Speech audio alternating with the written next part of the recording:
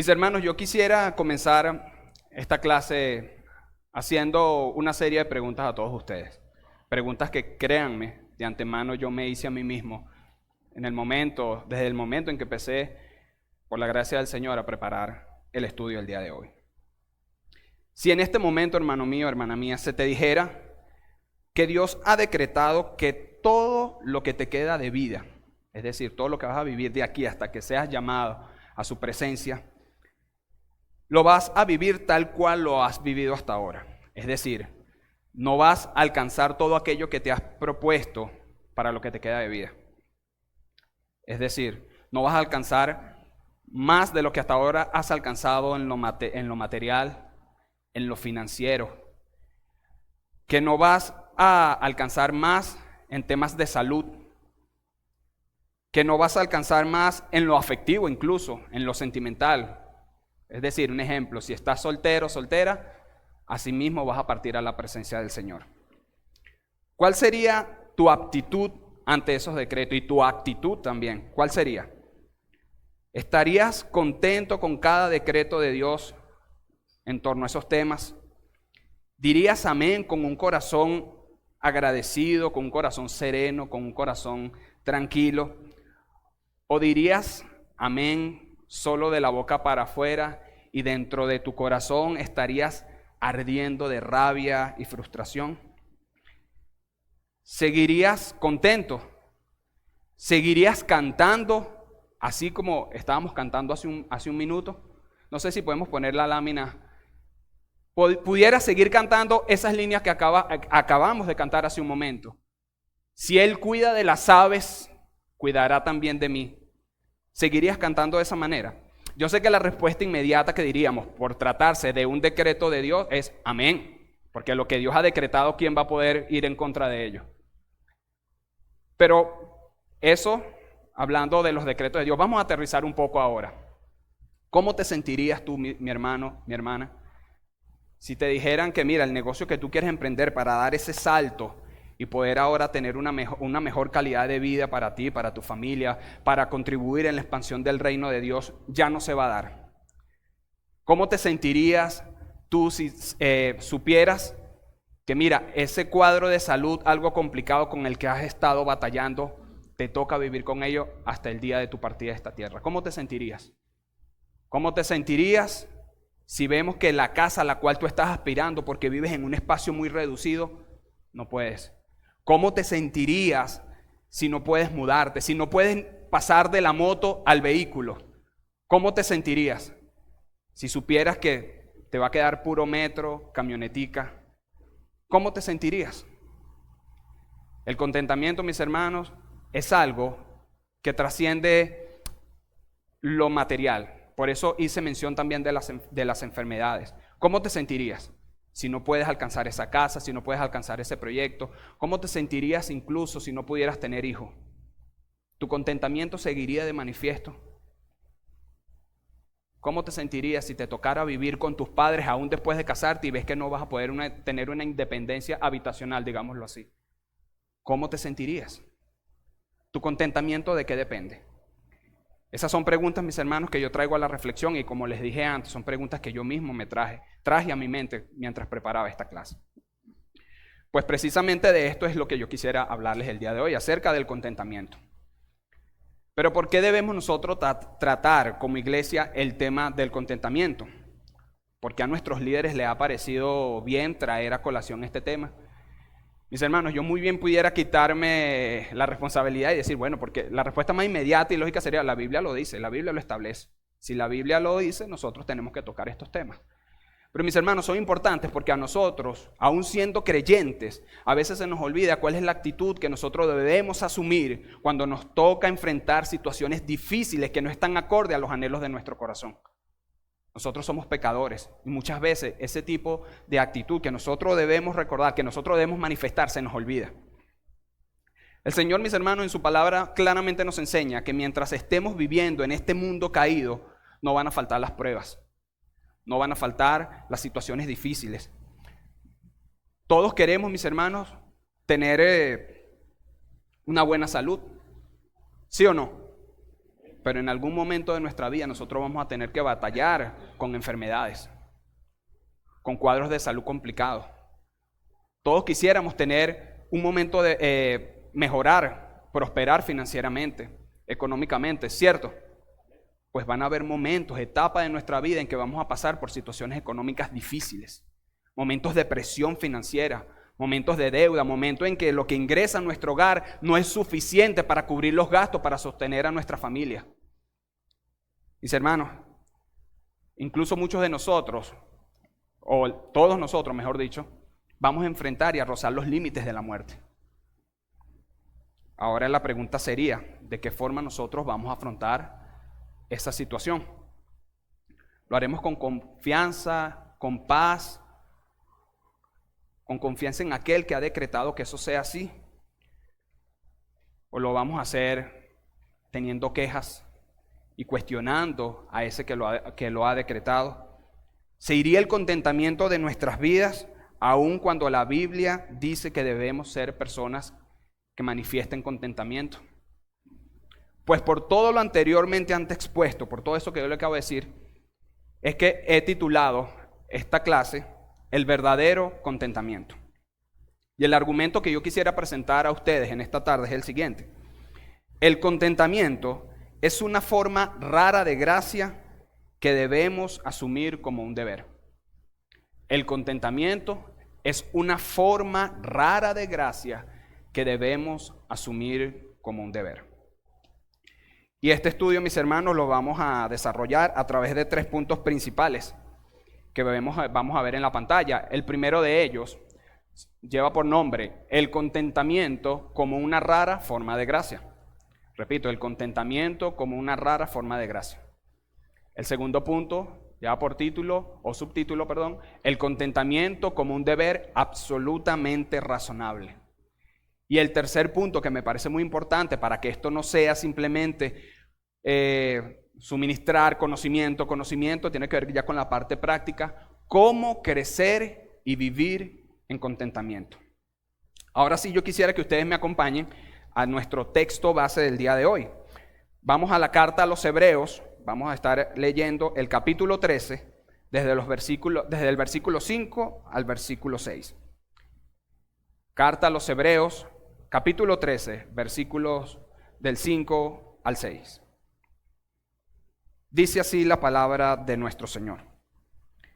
Sean vuestras costumbres sin avaricia, contentos con lo que tenéis ahora, porque Él dijo, no te desampararé ni te dejaré.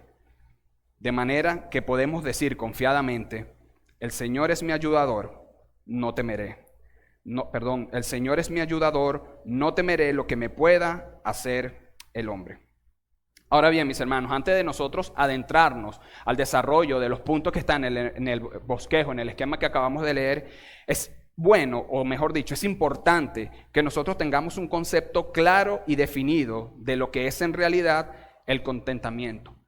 Pero el contentamiento desde una perspectiva bíblica y cristiana, para así poderlo distanciar o diferenciarlo de ese concepto vago y simplista que el mundo le da. Y para que también evitemos confusiones o podamos distinguirlo de algunos estados mentales malignos, y eso lo vamos a ver más adelante, con los cuales ese término se puede confundir y puede terminar confundiendo al pueblo de Dios. Mis hermanos, si usted va a internet y usted consulta el diccionario en línea de la Real Academia Española y usted escribe la palabra contentamiento, literalmente le va a decir así, sinónimo o a fin de contento. Y cuando hace clic allí, le va a definir estar contento con alegría y satisfacción solamente. No dice, es algo simple, ¿verdad? Pero entonces cuando nos adentramos a la palabra que utiliza, un poco enredado, para definir contentamiento, que es la palabra alegría, dice, sentimiento grato y vivo que suele manifestarse con signos exteriores. Ahora, ¿por qué nos parece un concepto tal vez muy simplista? Mis hermanos, porque una persona que pueda estar en una fiesta y que pueda estar bajo los efectos del alcohol, va a exteriorizar su alegría, ¿cierto? ¿Cuántos no hemos visto personas que se ríen a carcajada, que hablan, dicen sentirse felices cuando están bajo los efectos del alcohol? Pero cuando le pasa ese estado de embriaguez, sigue siendo una persona normal, con problemas, una persona tal vez con frustraciones, una persona con debilidades, con rabias. Pero ahora vamos a ver un concepto a la luz de las Escrituras. Y este concepto es tomado del libro ¿Qué es el contentamiento?, de William Plumer, a quien quiero darle crédito por su libro, porque de ahí tomamos algunos elementos para esta clase. Y él define el contentamiento de la siguiente manera. Permítame decirles. El contentamiento no es prodigalidad. Ya vamos a ver qué es eso. Tampoco es falta de sensibilidad.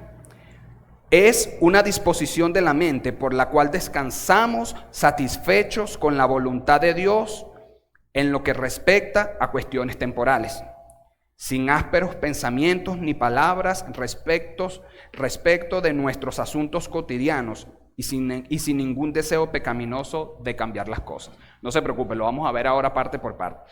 Cuando él dice que el contentamiento no es prodigalidad es un término que significa tener para derrochar. Tener excesivamente para gastar excesivamente. Eso no es contentamiento. Y sabemos que para muchas personas el contentamiento es tener bastante dinero en el bolsillo para poder resolver cualquier tipo de situaciones. Pero él también dice, tampoco es falta de sensibilidad. Porque a veces creemos que tener contentamiento es que, bueno, si me pasó una tragedia, no tengo por qué sentirme mal, no tiene por qué afectarme. Totalmente indiferente. No, él dice que eso no, a eso es lo que él se refiere cuando dice que no es falta de sensibilidad. Dice que es una disposición de la mente por la cual descansamos, satisfechos en la voluntad de Dios en lo que respecta a cuestiones temporales, habíamos dicho, sin ásperos pensamientos ni palabras respecto de nuestros asuntos cotidianos. El contentamiento no es a veces, mis hermanos, tener palabras y pensamientos que terminan blasfemando contra el Señor, cuando no estamos de acuerdo con su voluntad, cuando no estamos de acuerdo con aquello que Él ha decretado para nuestra vida, aun cuando eso diste o sea muy distinto a los anhelos de nuestro corazón. Y él dice, y sin ningún deseo pecaminoso de cambiar las cosas.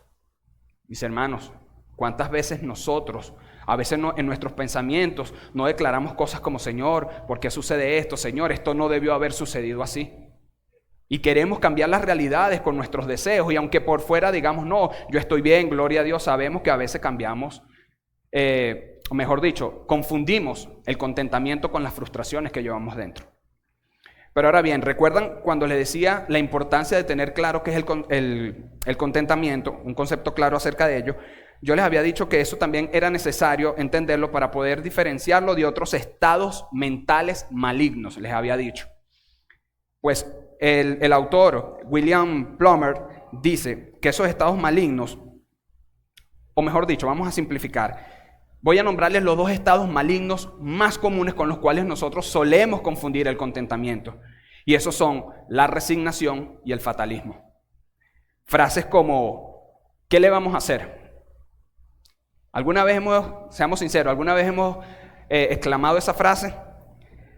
O frases como, bueno, ya no hay más remedio. Mi hermano, son frases de descontento que están demostrando que no estamos contentos con lo que Dios ha permitido en nuestra vida. O frases como, bueno, ni modo, ¿qué más? Frases que denotan, mi hermano, que tenemos una actitud malcriada ante las cosas que Dios está permitiendo en nuestra vida. Pero ahora bien, si nosotros tomamos, porque el concepto de nuestro hermano Plumer es un concepto muy bueno, pero vago, es un concepto muy amplio, digamos para que nos quede en nuestra mente, permítame construir un concepto tomando como referencia lo que acabamos de leer de Hebreos 13, y pudiera incluso tomar nota allí de lo que dice Primera de Timoteo, capítulo 6, del verso 6 al 8, que habla de la piedad junto con el contentamiento, ¿recuerdan?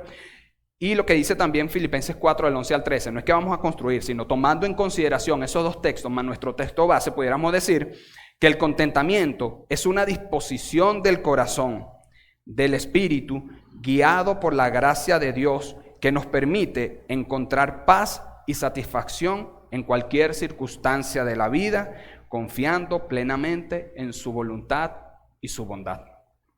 ¿Se entendió? Eso es el contentamiento. Eso debería ser el contentamiento para un creyente, mis hermanos. Contentamiento, mis hermanos, debe ser estar por encima de las circunstancias. Nosotros podemos estar llorando por la pérdida de algún ser querido, pero a su vez podemos tener contentamiento porque sabemos que todo eso obedece a la voluntad perfecta de nuestro Dios. Alguien dijo en un momento que lo que nos hace felices o desdichados no son las circunstancias, sino nuestra actitud ante ellas. Pudiera citar un ejemplo aquí que yo sé que nos es común a toda la iglesia, porque sabemos que cada quien tiene experiencias muy particulares. Hace algunas semanas tuvimos que vivir y experimentar la partida física de nuestra hermana Enoes. Yo estoy seguro que a todos nos afectó muchísimo. Pero descansamos, mis hermanos, en la voluntad del Señor, porque sabemos que ella está en un lugar ahora de reposo. Sabemos que ella está en un lugar, mi hermano, donde no hay más llanto, no hay más sufrimiento. Eso a nosotros nos da consuelo, y eso es algo que el mundo no puede entender. Un creyente, mis hermanos, que vive en contentamiento es aquella persona que recibe sumisamente lo que se le da, que goza con agradecimiento las misericordias del presente y que deja su futuro en las manos de la sabiduría infalible de Dios. Porque es un creyente que recibe sumisamente lo que se le da. Vamos a poner un ejemplo. Recordemos el caso de Job. Job en el capítulo 1, cuando después de que toda su familia muere, sus hijos, y pierde todo, ¿qué dice él? Desnudo salí del vientre de mi madre, desnudo volveré allá. Jehová dio, Jehová quitó, sea el nombre de Jehová bendito. Capítulo siguiente, versículo 10 del capítulo 2, después de que tiene esa enfermedad, que escucha las palabras de su mujer, que le dice, maldice a tu Dios y muérete. Y él dice, como cualquiera de las mujeres fatuas has hablado. Recibiremos de Dios solamente el bien y no el mal. Y dice la palabra que en ambas ocasiones, en nada de eso pecó Dios. Eso, mis hermanos, es contentamiento. Fíjense que en ningún momento está negando la realidad. ¿O es que alguien aquí cree que Job no llegó a llorar por la muerte de sus hijos? Se lo dice a alguien que atravesó por esa experiencia. Pero no podemos negar, mis hermanos, que cuando el Evangelio, cuando Dios nos ha dado de su gracia, podemos ser unas personas que ante esas situaciones tan difíciles pueden experimentar tranquilidad, pueden experimentar contentamiento, pueden confiar en la voluntad de Dios. Así que ya teniendo este concepto claro, que era muy importante dedicarle bastante tiempo de lo que es el contentamiento, que sepamos diferenciarlo de cómo el mundo percibe lo que es el contentamiento, de cómo otros conceptos malignos, mis hermanos, como la resignación y el fatalismo, pueden confundirse con el contentamiento, y construir o tener claro qué es lo que la Biblia dice respecto al contentamiento. Ahora sí quisiera que me acompañen al primer punto de nuestro esquema y de nuestro bosquejo. El contentamiento como una rara forma de gracia. Y de aquí también quiero dar crédito a J.C. Ryle, que tomamos algunos elementos de su libro Contentamiento, una rara gracia. Y aquí vamos a ver el por qué está ahí ese adjetivo de raro. Porque el contentamiento es un estado de gracia, pero es algo raro. ¿Ok? Mi hermano, hacer el contentamiento un estado de gracia espiritual, hermoso, estimable a los ojos de Dios, y porque proviene de Él, no es raro que nosotros podamos pensar o suponer que eso es algo poco común, que es algo raro. Y es poco común porque el hombre por sí solo no puede alcanzar ese nivel de bienestar espiritual que solamente Dios puede ofrecer. Fíjense, cuando se plantea el argumento de que el contentamiento es una rara forma de gracia, es porque es extraño y poco común para la mayoría de las personas. ¿Cómo es posible, piensa la mayoría, que una persona puede estar contenta ante la pérdida de un ser querido? Eso piensan las personas que no tienen a Cristo. ¿Cómo es posible que tú puedas tener tanta paz si acaba de fallecer un hijo tuyo? ¿Cómo puedes tener tú tanta paz si acaba de fallecer tu papá, tu mamá, algún amigo? ¿Cómo puedes estar tú tan tranquilo y tener contentamiento cuando estás siendo perseguido, cuando estás siendo injuriado? Para la mayoría de esas personas, mis hermanos, que no han experimentado la revelación del Evangelio, el contentamiento de sus almas depende simplemente de las riquezas que ellos puedan alcanzar. Depende del nivel o el estatus que ellos puedan alcanzar o del nivel extremadamente bueno de salud que ellos puedan tener. Y ahí vemos que su contentamiento no traspasa de lo externo hacia lo interno de su alma. Se queda allí, como decíamos al principio, exteriormente. Es algo parecido a ese refrán o ese dicho que yo lo veo hasta diabólico, que es totalmente materialista, lo hemos escuchado mucho. ¿Cuánto tienes, cuánto vales? Nada tienes, nada vales. Bueno, ¿cuánto tienes? Eso es equivalente a cuánto contentamiento vas a tener. Nada tienes, no vas a tener contentamiento. Eso, de esa forma, entiende el mundo, el contentamiento. Las personas, mis hermanos, ya no están contentas con lo que tienen, sino que viven en un estado de ansiedad por querer tener más. Fíjense, ya hoy exclamar estas palabras que en su momento exclamó Jacob cuando se presenta a Esaú, todos conocemos la historia, cuando él viene ya por mandato de Dios a su tierra y sabe que su hermano Esaú, a quien él le robó la primogenitura, estaba esperándolo, dice la palabra que él llegó y le dice a Esaú, exactamente, eso está en Génesis 33:11, él le dice, todo lo que hay aquí es mío, pero él lo que estaba expresando era, todo lo que tengo es suficiente, todo lo que tengo es suficiente, y él está insistiendo a su hermano para ofrecerle casi la mitad de todo lo que él tenía. Ya eso, mis hermanos, no es lo normal. Lo normal hoy es decir, quiero más. Tengo una casa modesta, tengo una casa con 2 habitaciones, mi esposa y yo duermen en uno, mis hijos tal vez 3, 2 duermen en una sola habitación, no, pero quiero más. Y no tiene nada de malo que nosotros anhelemos tener más, que no tiene nada de malo que nosotros busquemos mejorar nuestra situación. Lo que está mal es la forma en que nosotros lo pudiéramos hacer. Lo que está mal es que no estemos satisfechos por el momento en el presente con lo que Dios en su soberanía nos ha permitido tener. J.C. Ryle decía lo siguiente, mis hermanos, se los leo. Él decía con respecto a esto, antes de caer, los ángeles caídos contaban con el cielo mismo como su morada y la presencia cercana y el favor de Dios, pero no tenían contentamiento. Adán y Eva tenían el jardín de Edén en el cual vivir y con la libertad de recurrir a todo con la excepción de un árbol, pero no tenían contentamiento. Acab tenía su trono y su reino, pero mientras el viñedo de Nabot no fuera suyo, no tenía contentamiento. Amán era el rey favorito del rey Persia, era el favorito del rey de Persia, pero mientras Mardoqueo seguía sentado a la puerta del rey, no tenía contentamiento. Como vemos, mis hermanos, nada ha cambiado desde los tiempos bíblicos. Ni siquiera durante la época de cuando J.C. Ryle escribe estas líneas, ni siquiera en nuestro mundo. ¿Y qué nos dice eso? Que la falta de contentamiento no es algo que tiene que ver con un tema de épocas, no es algo que tiene que ver con un tema de cultura, es algo que tiene que ver con nuestro corazón. Y nuestros hijos, mis hermanos, para ir cada vez más, de manera más específica, son una muestra cotidiana de esta verdad. Ellos aprenden a decir más mucho antes de aprender siquiera a estar satisfechos por lo que tienen. Ellos son mucho más propensos a reclamar lo que quieren que a dar gracias por lo que ya tienen.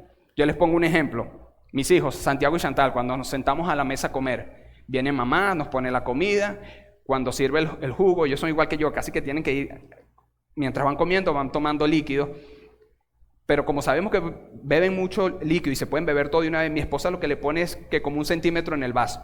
Y no ha terminado mamá de quitar la jarra del vaso y ya está Chantal, más juguito, más juguito, más juguito. Ni siquiera se toma el trabajo de beber, saciarse, sabroso. No, mamá no ha quitado y quiero más juguito, quiero más juguito, quiero más juguito, antes de siquiera satisfacerse del jugo. Y fíjense, esto lo experimenté hace aproximadamente 1 hora cuando venía para acá. Vengo bajando de mi edificio, me encuentro a mi sobrina que vive en el piso de arriba. ¿A dónde vas, Ariadna? No, voy a trabajar, tío. Ella tiene 17 años, acaba de salir del liceo. Voy a trabajar de niñera aquí en un edificio. Ah, qué bien, la felicito. ¿Y eso, cariño? Me dice, no, tío, me muestra su celular y me dice, no, es que quiero un celular nuevo. Quiero el iPhone 14, algo así me dijo, no sé por qué serie va. Y yo, cuando veo el celular, un celular mejor que el mío. Hermano, la insatisfacción es algo terrible, mis hermanos. Y eso demuestra que no tiene contentamiento con aquello que Dios le ha permitido tener. Y sabemos que ella no tiene conocimiento, en el caso de mi sobrina, no tiene conocimiento del Evangelio, pero eso es una muestra de cómo nosotros no estamos conformes con lo que Dios nos permite. O sea, cualquiera de nosotros pudiera decir, o yo pudiera decir de ella, hija, no trabajas, solamente estudias.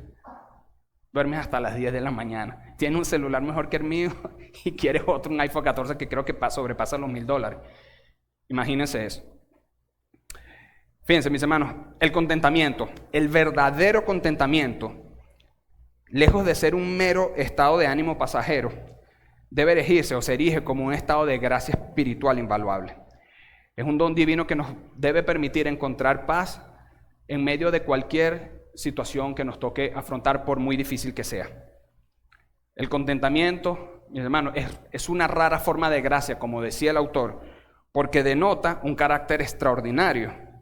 Es decir, porque solamente de Dios, en su bondad y sabiduría, es el que lo puede proporcionar. El contentamiento no lo vamos a experimentar mientras Cristo no viva en nuestros corazones. Ahora ya, con eso en mente, vamos ahora a nuestro segundo punto. El contentamiento como un deber absolutamente razonable. El contentamiento como un deber absolutamente razonable. Cuando nosotros decimos que el contentamiento es un deber, mis hermanos, es porque a la luz de las Escrituras Él nos es planteado como un imperativo de Dios. Es decir, como un mandato, es una orden de su parte. Y al decir que Él mismo es razonable, estamos diciendo que es adecuado y es conforme a la razón. ¿Pero a la razón de quién? ¿A la razón nuestra? No, mis hermanos, a la razón de Dios. Porque para nosotros, el estar bien, como decíamos al principio, tener contentamiento, o vamos a manifestar contentamiento cuando tenemos el bolsillo lleno. Vamos a manifestar contentamiento, a expresar contentamiento cuando abremos la despensa de nuestra cocina y vemos que hay para desayuno, almuerzo, merienda, cena, para la visita y durante meses. Para nosotros, contentamiento es cuando sabemos que tengo un carro en el estacionamiento y voy a bajar y lo prendo y sé que si no prendió, bueno, tengo el otro al lado. Eso es contentamiento, cuando estamos llenos, cuando vemos que no tenemos necesidad, mis hermanos. Pero la Biblia nos enseña que no. Fíjense,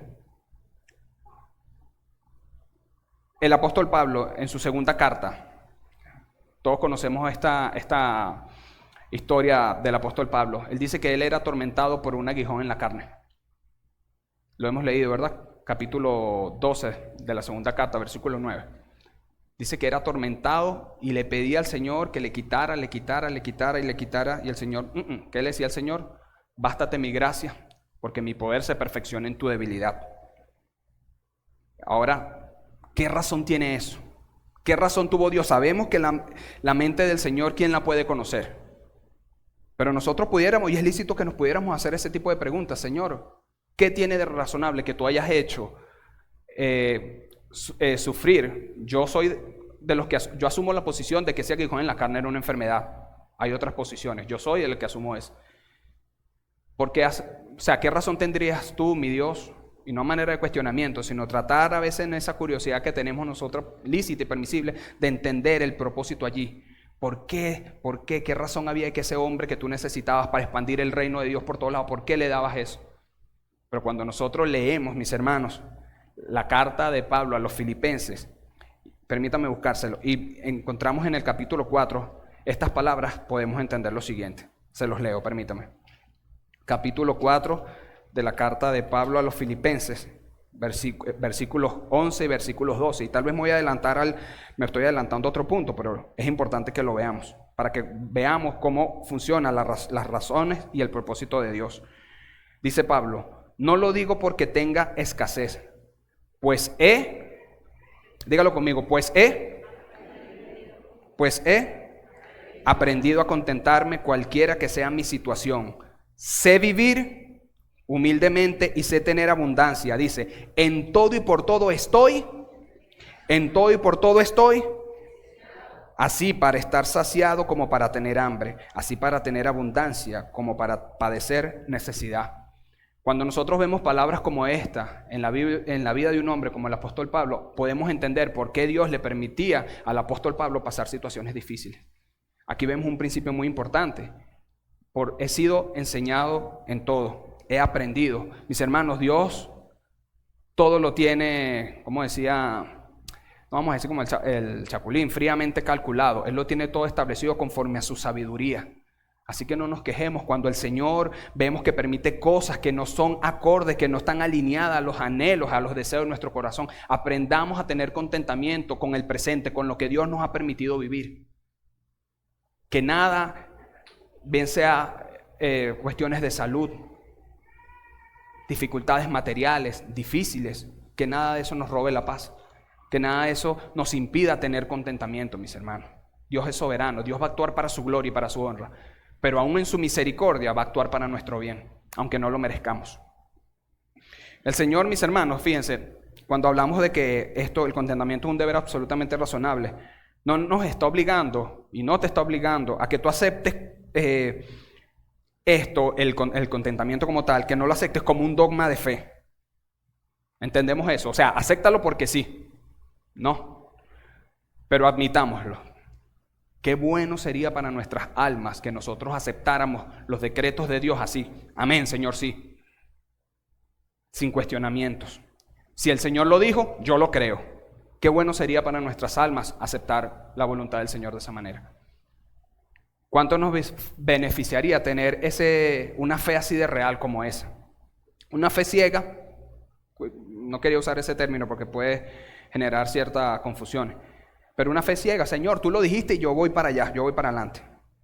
Pero Dios es tan bueno, mis hermanos, que siempre nos da las razones, sin tener por qué hacerlo, sin tener por qué hacerlo. Dios nos da a veces las razones porque Él permite las cosas. Fíjense, vamos a nuestro texto base nuevamente, Hebreos capítulo 13, versículo 5, fíjense cómo dice. Sean vuestras costumbres sin avaricia. Sean vuestras costumbres sin avaricia. Y estamos viendo, para empezar, el imperativo de Dios.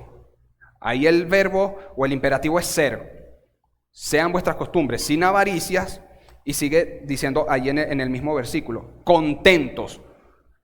Ese primer imperativo que vemos ahí, sean, aplica para el estado de contentamiento. Si nos saltamos esas primeras líneas que forman parte de la oración y no estamos alterando el significado y el propósito del texto, sean ustedes con contentamiento, nos está diciendo en esa parte allí.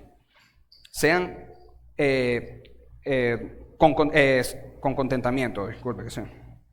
Fíjense, y nos da la razón, por pura gracia y misericordia, nos dice el propósito, porque, ¿qué dice después de porque? Él dijo. Dice, hermano, yo soy de las personas que a mí no me gusta responder de manera pragmática, de manera corta, pero yo, Junior, yo estoy seguro que si el Señor en su voluntad, en su soberanía, hubiese dejado ese versículo hasta aquí, en nada hubiese alterado el texto, el propósito del texto. Contentos con lo que tenéis porque Él dijo. Mis hermanos, el que simplemente Dios lo diga ya debe ser motivo suficiente para nosotros, para confiar en Él. Porque Él dijo. Joner, está contento con lo que tienes porque Él dijo. Si el versículo llegara hasta ahí, amén, Señor, tú lo dijiste, amén. Si tú estás diciendo que esté contento, yo voy a estar contento porque el Dios, el creador del cielo y de la tierra, ese ser magnífico, único, que lo único que no conoces es a otro Dios como Él, así lo ha dicho. Cree, está contento. Pero Él en su misericordia nos sigue diciendo, ¿por qué? El propósito, la razón, porque no te dejaré ni te desampararé. Y incluso se sigue extendiendo y sigue en el versículo 6, nos dice, el Señor es mi ayudadora. Ahí está citando el Salmo 118 y anteriormente está citando el autor de Hebreos las palabras de Josué, que se dice en Josué 1:5. Pero estamos viendo allí, mis hermanos, cómo nosotros deberíamos aprender a contentarnos solamente porque Dios lo dice. Aun si no nos diera razones para hacerlo, deberíamos estar contentos. Pero ahora razonemos nosotros. Como decía al principio, ahora vamos a aterrizar estas palabras en nuestro corazón. Preguntémonos. Si nuestra salud, nuestra serenidad, nuestro gozo, la riqueza, la reputación, nuestras alegrías y todas aquellas cosas que tienden a preocuparnos profundamente, si dependieran de nosotros el manejarlas, estaríamos 100% satisfechos. Imagínense, hacer lo que Dios hace, tejer los destinos de muchas vidas, de todas esas personas que viven a tu alrededor, del tiempo, de las circunstancias, de la política, de la sociedad, todo para llevarte a ti, dirigirte con un propósito. ¿Tú lo harías mejor que Dios? Inmediatamente vamos a decir que no. Pero a veces con nuestras palabras, con nuestra falta de contentamiento, decimos lo contrario. Señor, ¿por qué? Señor, ¿por qué? ¿Sería mejor para ti? Esta pregunta me encantó muchísimo y me confrontaba a mis hermanos porque yo reconozco, yo soy una persona que me gustó siempre hacer deporte y a raíz de un accidente no pude ya practicar deporte con la misma regularidad con que lo hacía. Decía, ¿sería mejor para ti, preguntaba a alguien, gozar de una salud sin interrupciones? Y esa misma persona decía, sin algo de dolor físico podrías olvidarte de que eres mortal. Mis hermanos, es que a nosotros, de verdad a veces se nos olvida que nosotros somos una fábrica de ídolos, decía alguien. Imaginémonos por un momento que nosotros tengamos una salud inmaculada. Ay, mis hermanos, la volvemos a dañar. Que Dios nos concede ahorita la oportunidad, bueno, tienes la salud a uno, la salud de un bebé. Hermano, ya sabemos que puede entonces abusar del azúcar, ya sé que puede entonces abusar de esto, puede abusar de las grasas saturadas, puede abusar de la comida de McDonald's, de las comidas procesadas. Hermano, y la volvemos a dañar. La volvemos a dañar. Fíjense, constantemente a nosotros se nos olvida que nuestra voluntad es la voluntad de un pecador. Y por eso tendemos a tener ese tipo de actitudes. Y a veces Dios nos prueba satisfaciendo nuestros deseos por algo nuevo, por algo distinto a lo que ya tenemos. Les cuento una anécdota. Hace años, no me pregunte hace cuánto exactamente, cuando yo comenzaba a tener experiencia o a generar y tener experiencia crediticia, yo en mi trabajo, yo tenía mi trabajo, muchacho soltero, súper joven, no saquen cuenta, no voy a decir la edad, y yo, mis hermanos amados, yo quería tener una tarjeta de crédito. Entonces fui por los caminos regulares, agarré mi banco, solicité mi tarjeta de crédito y dije, bueno, vivo solo, a mí me rinden los gastos, yo soy una persona que ahorro y me aprobaron la tarjeta de crédito por un monto un poquitico más arriba del mínimo. Mi hermano, eso para mí fue desastroso. ¿Qué pasó? Comencé a solicitar más tarjetas de crédito, a querer forzar las cosas y no se daba. Pero como en la universidad donde yo estudiaba para ese entonces daban la carrera de banca y finanzas, y yo conocía a mucha gente en la universidad, mucha gente allí, empecé a hablar con todos los que estudiaban, que la mayoría trabajaban en bancos. Y todos me empezaron a hacer el favor de, mira, ven acá, toma la tarjeta. Empecé a forzar, como dice por ahí, por debajo cuerda. Bueno, esto agarrado, saltaron los procedimientos, porque ellos hacen un análisis de tus estados financieros, todo para ver si te aprueban. Eso me llegaron, mi hermano, como 10 tarjetas de crédito. Para donde iba, pase, mi hermano. Mire, para vergüenza lo digo, eso fue un pecado y lo confieso. Hubo un momento, mis hermanos, que a mí me daba terror contestar el teléfono. Cuando veía que era un número local, ¡tic!, siendo cristiano, siendo creyente. Las cosas los hice por la línea del medio, por los canales regulares y no se daban. Yo me imagino a mi Señor, quédate quieto. ¿Tú quieres? Dale pues, agarra y deuda. Mis hermanos, duré 2 años con las deudas que me ahogaban. Todo lo que generaba a nivel de ingresos en mi trabajo era para pagar deuda. Y la cuestión es que sabe que aquí, como buen venezolano, nos gusta pagar el mínimo. Y cuando podía pagar todo eso un año, me tomó 2 años pagar. A veces el Señor, para mostrarnos a nosotros cuán equivocados estamos, tiene que permitir ese tipo de cosas, satisfacernos. Toma. Ustedes se recuerdan la historia de 1 Samuel capítulo 8. Cuando el pueblo reunió a Samuel, le decía, mira, ya tú estás viejo, tus hijos no van para el baile, danos rey como las demás naciones. Mira, danos rey como las demás naciones. Y no es que Dios no quería darle rey a ese pueblo, porque de hecho, si nosotros vemos Deuteronomio capítulo 17, el Señor ya les había dado incluso las indicaciones de cómo ellos tenían que escoger rey cuando el Señor los introdujera en la tierra que les había prometido. El problema de ellos estaba, y sé que no es el tema que estamos estudiando, es que ellos querían parecerse a las demás naciones. Pero ellos, danos rey, y el Señor todavía les advierte y le dice a Samuel, dile lo que va a hacer este rey con ella, dile que va a agarrar a sus hijos y los va a poner por jefes de millares, los va a poner en el ejército, los va a poner a cargo de sus carros, va a diezmar todo su grano, va a diezmar todo su ganado, dile que a sus hijas, ese rey que ellos están pidiendo, él va a agarrar a sus hijas y las va a convertir en amasadoras, en perfumadoras. No importa, Samuel, danos rey como las demás naciones. La historia la conocemos, ¿verdad? ¿Cómo terminó todo eso? Porque no estaban contentos con que fuera Dios el que los gobernara. Dios había decretado que los iba a conducir. En algún momento Dios le iba a dar rey, porque ya Dios desde la eternidad pasada tenía un plan de redención y hay un rey que es nuestro rey, el que vive ahora y reina por los siglos de los siglos, Jesucristo. Pero en ese momento, y no queremos un rey porque queremos tener que nos juzgue como juzgan las demás naciones. Entonces hay momentos en que Dios tiene que venir y acceder, pero no lo hace porque, Dios aflojó la cuerda. No. Te voy a demostrar que mis caminos son perfectos, que mis decisiones son las apropiadas. Lo que tú estás pasando o atravesando, quédate tranquilo, confía, ten contentamiento, ten paz. Confía en mí. Mis hermanos, admitámoslo. La sabiduría de Dios supera con creces las nuestras. Y a menudo, escribía por acá, nuestros deseos y anhelos no coinciden con lo que realmente nos conviene. Y por eso Dios es que a veces por un puro acto de misericordia, nos frena. La experiencia nos ha enseñado que la búsqueda desenfrenada de la satisfacción personal puede conducirnos a la desilusión y al sufrimiento. Por ello, mis hermanos, es que nosotros debemos aceptar con contentamiento la voluntad de Dios para nuestras vidas, sin quejarnos. Eso no significa, recuerden lo que decíamos al principio, que no nos va a doler. Eso no significa que no nos vamos a afectar, pero podemos descansar en la voluntad del Señor. Y yo quisiera poner un ejemplo acá y hablarle sobre todo a un segmento de nuestra audiencia, a los jóvenes, sobre todo que sé que hay muchos acá jóvenes que están solteros. Jóvenes solteros y jóvenes solteras que quieren casarse. Gloria a Dios por eso. Gloria a Dios. Que anhelan casarse. Ese es el diseño de Dios. Que tú, joven soltera, puedas tener ese compañero que te va a guiar, que te va a proteger. Que tú, joven soltero, creyente, piadoso, que tú puedas tener un esposo, una ayuda idónea, ¿verdad? Que te ayude a ti a expandir el reino de Dios, que te ayude a cultivar ese huerto que Dios quiere darte, que te ayude a aportar tu imagen, que el diseño se cumpla.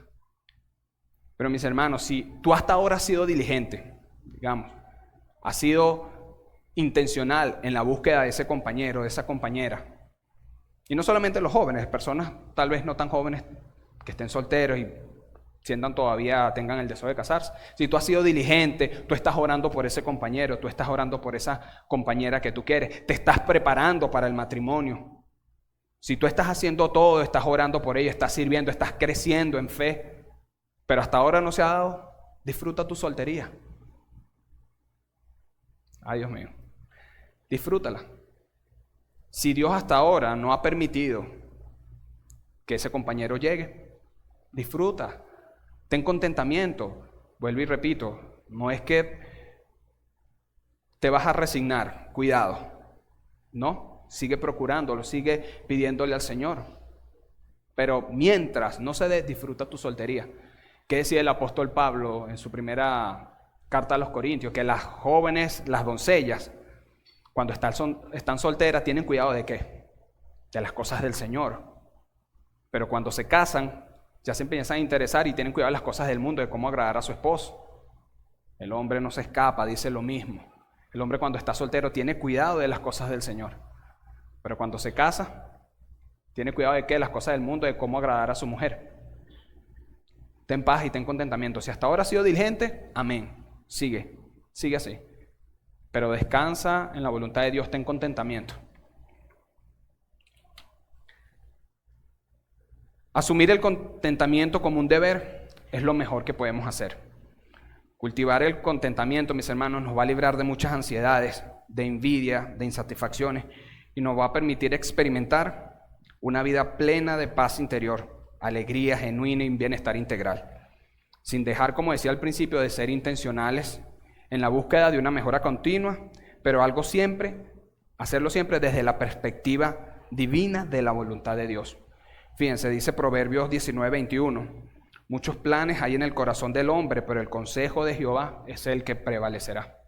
Si lo has intentado, si has intentado tener un mejor trabajo, porque quieres una mejora salarial, si trabajas, amén, eso es bueno que lo procures. No se ha dado, ten paz.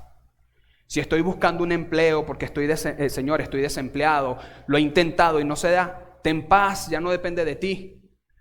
Pero no me digas que quiero trabajo, estoy desempleado, pero me levanto todos los días a las 11 de la mañana, y no porque me acueste a las 5 orando, sino porque me levanto a las 10 de la mañana y soy incapaz siquiera desde el celular mandar un currículum.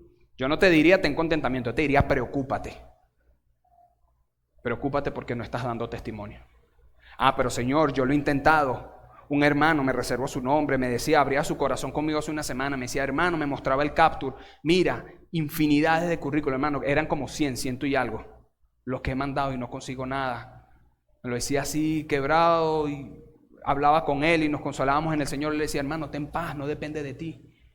Lo has intentado, tú has sido diligente. Está tranquilo. Recuerda lo que habíamos dicho, mis hermanos, el contentamiento tiene que ver con un estado de gracia, un estado que denota paz, tranquilidad, confianza en el Señor. Ya no depende de ti, lo estás intentando y todos los días. Entonces, aprovecha este tiempo que el Señor te está dando para crecer en fe. Puedes invertir tu tiempo para crecer, para cultivar la fe. Como decíamos hace un momento, ya no depende de ti. Preocúpate, como dije hace un rato, si tú no estás haciendo nada para mejorar tu situación. Preocúpate, porque de eso, aún de lo que dejas de hacer, Dios te va a pedir cuenta. Si Dios nos pide cuenta por lo que hacemos, también nos va a pedir cuenta por lo que dejamos de hacer. Y ya, mis hermanos, con esto quisiera adentrarme en nuestro último y tercer punto, que yo considero que es el más importante de todos, porque si nos vamos solamente a dar información, y no vamos a una parte práctica, puro conocimiento, como si fuéramos a un examen. Y tiene que ver, se subtitula, Cómo crecer y vivir en contentamiento. Mis hermanos, si el logro del verdadero contentamiento fuera tan fácil, o sea, como estar quieto simplemente, como mucha gente cree contentamiento, me quedo aquí y ya, no tendríamos entonces por qué dar clases como esta, no tendríamos por qué enseñar nada. Pero como no es nada fácil, porque requiere de disciplina y práctica, por eso damos ahora estos puntos. ¿Ok? Si quiere tomar nota, mis hermanos, primer punto, aprende a contentarte. ¿Cómo es eso, mi hermano? Aprende a contentarte. Voy a volver nuevamente, yo se los leo, permítame, al capítulo 4 de la carta del apóstol Pablo a los Filipenses. Lo leímos hace un momento, capítulo 4, versículos 11 y versículo 12. Dice de la siguiente manera, se los leo. No lo digo porque tengan escasez, pues he aprendido a contentarme, cualquiera que sea mi situación. Sé vivir humildemente y sé tener abundancia.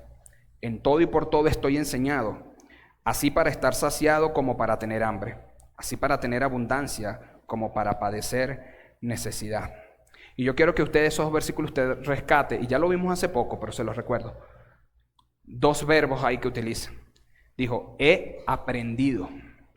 En el versículo 11, y dice más adelante, en el versículo 12, en todo estoy enseñado. Mis hermanos, nosotros no aprendemos a vivir en contentamiento de la noche a la mañana. Eso es algo que va creciendo en la medida que nosotros vamos confiando en Dios, en que Él tiene el control de nuestra vida y de todos aquellos acontecimientos que nos ocurren. Así que el contentamiento no se trata de algo místico, oré hoy, Señor, dame contentamiento y ¡paf! Ahora soy una persona que confía en el Señor. No, esto es algo que requiere disciplina. Sométete a la enseñanza de las Sagradas Escrituras. Tienes que aprender y ser enseñado. ¿Y de quién vas a aprender? ¿De quién quieres ser enseñado? ¿De los motivadores de las redes sociales? Porque ahora todo el mundo con un teléfono, un canal de YouTube, es coach. Ahora todo el mundo con un teléfono que ya tiene 15, 20 seguidores en una red social, ya es un motivador, ya es hasta psicólogo. Yo he visto eso, mis hermanos. Tips para que tus hijos, no tienes ni hijos, ni siquiera tienes una carrera en psicología infantil, una especialidad, nada. No, vas a aprender de las Escrituras. Y ligado a esto viene nuestro segundo punto. Predícate el Evangelio cada día. Predícate el Evangelio cada día. Mis hermanos, porque a nosotros se nos hace muy fácil olvidarnos de dónde debemos poner nuestra confianza todos los días. Mis hermanos, podemos ser las personas más apasionadas en la fe, pero basta que, mira, te llegó, voy a exagerar un poco en el ejemplo, te llegó una herencia, mi hermano, adiós luz, se nos olvida todo y parece que enfocamos ahora la mirada en lo que tenemos ahora. Predícate el Evangelio todos los días. Lee las Escrituras. Este punto y el anterior, el primero, van así de la mano. Predícate. ¿Quieres ser una persona que crezca en contentamiento? Predícate la palabra todos los días. Tienes que recordarle a tu alma que la misma está escondida en Cristo Jesús, como lo dice Colosenses 3, versículo 3. Si tú verdaderamente eres un creyente, tú tienes que entender que tu alma está escondida en Cristo, por lo tanto, pero tú tienes que recordárselo. Háblale a tu alma a través de las Escrituras. Mismo salmista que decía, bendice alma mía a Jehová, bendiga todo mi ser su santo nombre. Tienes que hablarle a tu alma, pero háblale a través de las Escrituras. Tercer punto o consejo para que puedas crecer y vivir en contentamiento es responde en obediencia. Responde en obediencia. El contentamiento, mis hermanos, no es solamente una virtud, es un mandato, como ya vimos. Echa de tu vida ahora toda queja. Yo le digo quejabanza, mi hermano. Eso no puede, ese tipo de palabras, ese tipo de manifestaciones, expresiones, no pueden estar esto. No se me dio el negocio. No, Señor, fui al médico y me dijeron que voy a seguir mucho más tiempo sufriendo este cuadro de salud. Amén, Señor. Amén. El contentamiento es un imperativo de Dios. Es un mandato. Y si es un mandato, es una orden. Si es una orden, hay que obedecerla. Cuarto consejo, mis hermanos. Busca el contentamiento más allá de la escasez o la abundancia. Busca el contentamiento más allá de la escasez o la abundancia.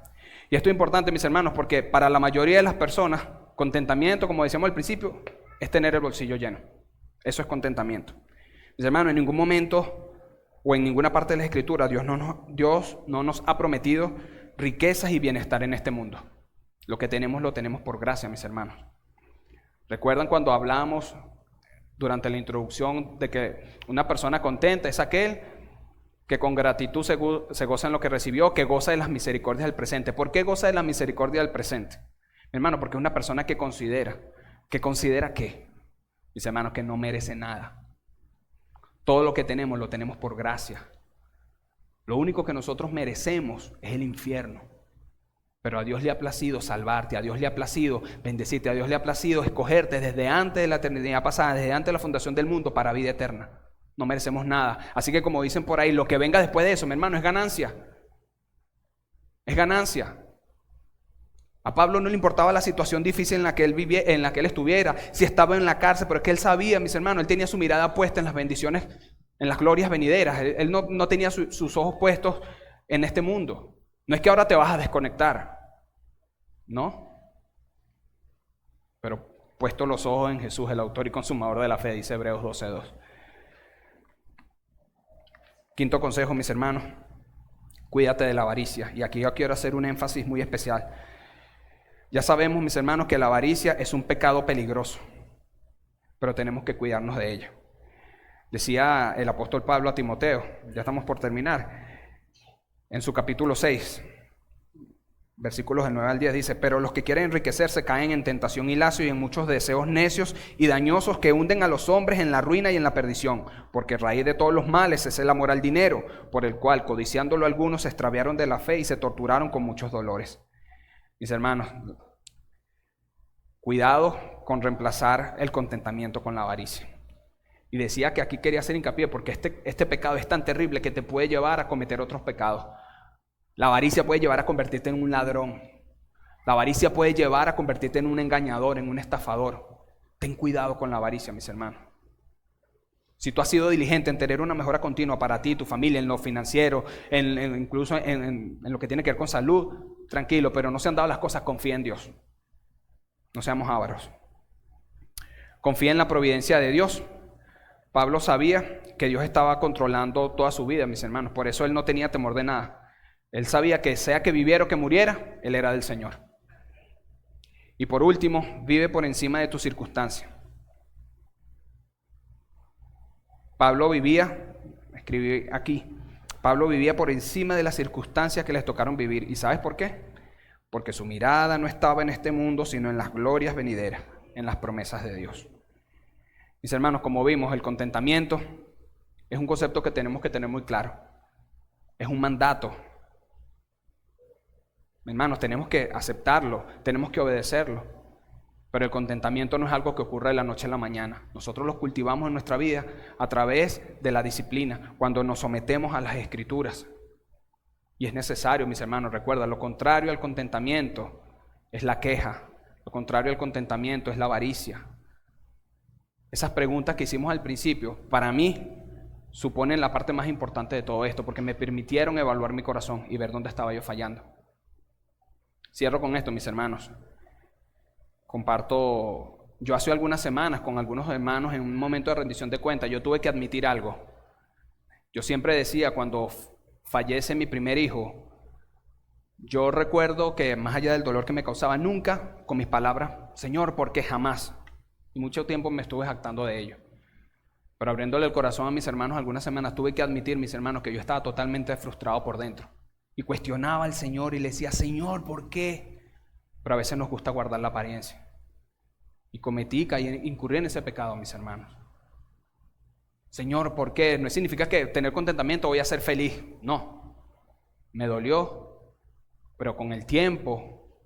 De hecho, mi hermano, y eso fue hace 7 años que ocurrió eso. Hace algunas semanas fue que, abriendo el corazón con mis hermanos, siento que, fui libre de ese pecado, porque seguía cuestionando al Señor el por qué me sucedió eso. Aprendamos, mis hermanos, a tener contentamiento. Buena es la piedad cuando viene acompañada de contentamiento, decía el apóstol Pablo. Vamos a orar. Padre eterno, gracias, Señor, por tu palabra. Buena es la piedad, Señor, acompañada de contentamiento, nos dices en ella. Padre, reconocemos que muchas veces nosotros hemos querido disimular la falta de contentamiento en nuestra vida con palabras necias, Señor, palabras que solamente denotan resignación y fatalismo. Perdónanos, Señor. Permítenos evaluarnos a la luz de la Escritura, a la luz de esta clase, Señor, que hemos podido dar el día de hoy. Evaluarnos a través de ella y corregir, Señor, esos estados, Dios de la gloria, internos de nuestro corazón, donde tal vez todavía, Señor, prevalece la frustración y la queja. Señor, sana nuestros corazones. Trata con cada corazón que está aquí, Señor, tal vez descontento, Señor, sintiéndose frustrado porque no se ha dado la oportunidad de empleo, porque no se ha dado, Señor, Dios de la gloria, el tener algo mejor que darle a la familia. Pero que ellos por encima de sus anhelos recuerden, Señor, las promesas que tú nos has dado a través de tu palabra, Señor. Si es en lo material que alguno de mis hermanos está padeciendo, que recuerden que tu palabra dice que no he visto justo desamparado ni su descendencia que mendigue pan. Que recuerden, Señor, que nosotros tenemos que tener la mirada puesta en las glorias venideras, en esas promesas eternas que tú tienes para nosotros, Señor. Yo te doy gracias por cada uno de mis hermanos, en el nombre poderoso de Jesús. Amén y amén.